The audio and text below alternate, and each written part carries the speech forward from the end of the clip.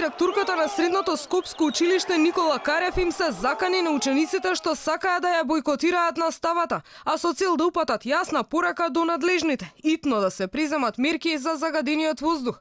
Алфа тропна наврат за директорката лично да ни објасни што довело до вакво однесување и зошто истото било неопходно. Но нејзината канцеларија беше заклучена.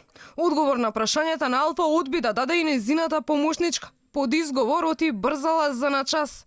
Направивме обиколка на средните скопски училишта. Ниту еден директор не беше на работното место.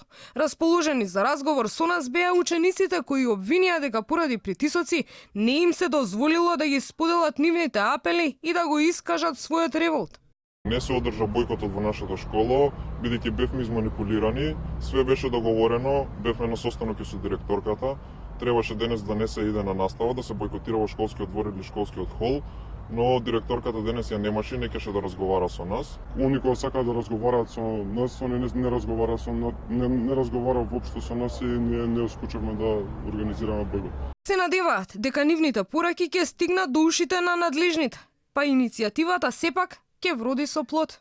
Треба да се почне од нешто мало, па ета може ќе се разбуди власта или кој да треба да изреагира, може ќе се постигне нешто со ова.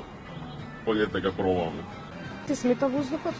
Мене лично го осеќам на грло, пошто имам послаб имунитет и ми смета на грлото вака кога сме надвор. Стварно ми е потешко да дишам и мислам дека треба да се превземе нешто во врска со тоа.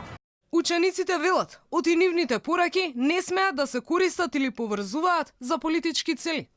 Иако спречени да ја бойкотираат наставата, средношколците се решени да ја упатат пораката до властите. Час поскоро да се превземат мерки за решавање на проблемот со загадувањето.